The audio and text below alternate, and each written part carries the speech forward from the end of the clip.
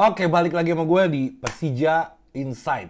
Kali ini gue mau ngebahas tentang kalimat pertamanya dia di sesi latihan Persija Jakarta. Jadi gue udah catat wawancara dia di sesi latihan Persija Jakarta di hari pertamanya dia. Oke, gue sebelumnya gue mau minta lu subscribe dulu channel gue yang ini.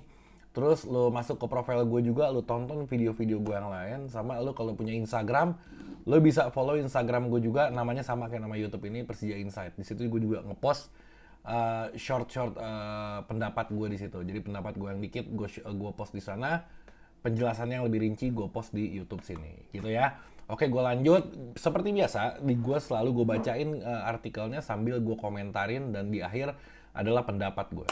Nanti lu juga bisa berpendapat di kolom komentar di bawah. Jadi kita seru-seruan bareng di sini. Oke, ini latihan pertama Persija. Thomas Doll diwawancarai di sana. Ada sedikit gua kutip dari wawancaranya dia.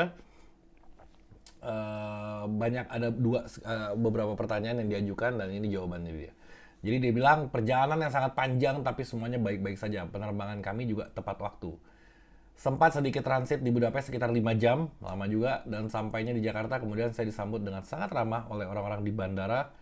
Itu hal yang menyenangkan buat saya. Dia nggak tahu anak-anak Jackmania ini tersebar di segala penjuru. Jadi dia agak kaget karena di bandara ini kan banyak pegawai-pegawai, orang imigrasinya, orang helpkeepernya, terus banyak macam-macam manusia di sana, pegawai apa yang jaga restonya. Itu semua banyak ternyata anak-anak Jackmania yang kerja di sana. Jadi ketika Thomas Doll datang, semua pada nyamperin, semua minta foto. Kaget dia. Dia bilang ini bukan fans tapi udah tiba-tiba udah kenal sama gue. Dia belum tahu anak-anak Jackmania kayak apa tuh. Makanya kita lanjut lagi. Oke. Tadi sampai di mana nih? Oke, sebenarnya menyenangkan buat saya. Presiden klub juga hadir, Prapanca hadir sana nyambut dia. Ini hal yang biasa, bukan hal yang biasa yang saya alami, dia bilang. Sampai presiden itu ikut nyambut. Jadi saya merasa terhormat, dia bilang, dan sekarang saya bertemu dengan seluruh tim. Itu dia udah di lapangan latihan. Oke, ditanya bagaimana kesan pertama kamu di sini nih. Nah, sama Persija. Dia bilang, sangat bagus, itulah mengapa saya ingin langsung melatih. Bukan malah ke hotel, tidur, dan kehilangan 1 hari di sini untuk istirahat. Jadi dia langsung milih latihan, ke sesi latihan, daripada dia mesti bengang-bengong di hotel. Oke, saya memang ingin langsung bertemu dengan para pemain, dan seperti yang kalian lihat, mereka penuh semangat dan termotivasi di latihan. Oke, mungkin pemain jadi semangat karena baru ada pelatih baru, atau dia pada carmuk semua sama pelatih baru supaya pada dipasang. Karena apa?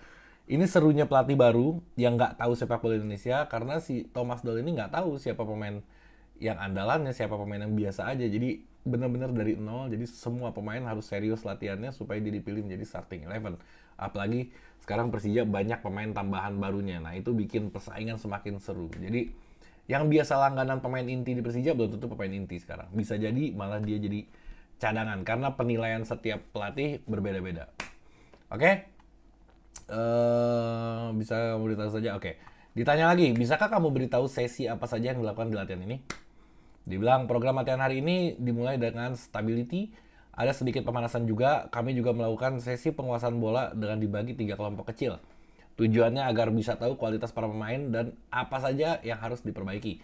Ini sangat menyenangkan, dibilang, dan karena kami sedang dalam persiapan, jadi ada beberapa menu fisik dengan berlari tapi tidak banyak.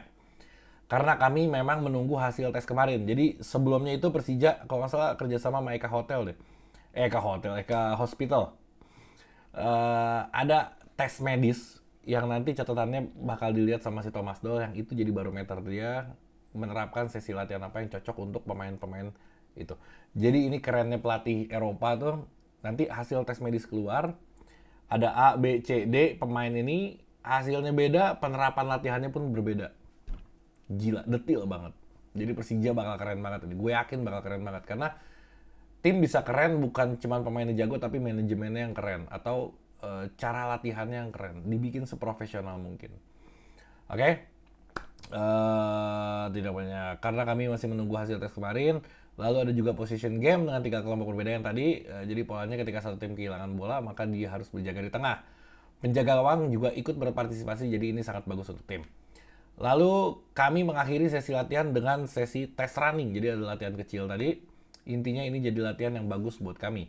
Tapi ada satu pemain yang sedikit cedera, jadi pas lagi latihan ada cedera, gue nggak tahu siapa karena nggak disebutin sebenarnya nama pemainnya.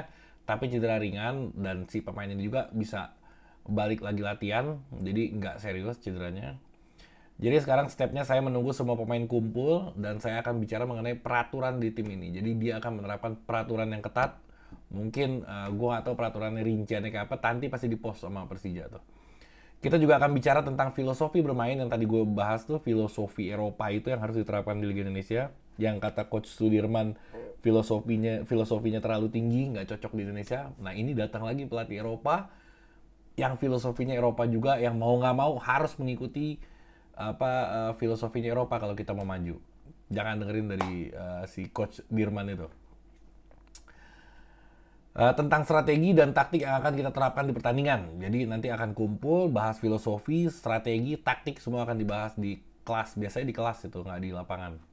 Dan saya juga harus bisa menentukan kapan waktu latihan yang pas untuk para pemain. Salah satu pertimbangannya adalah cuaca yang sering hujan di sore hari. Kemungkinan latihan akan sering pagi atau kadang bisa latihan 2 kali sehari.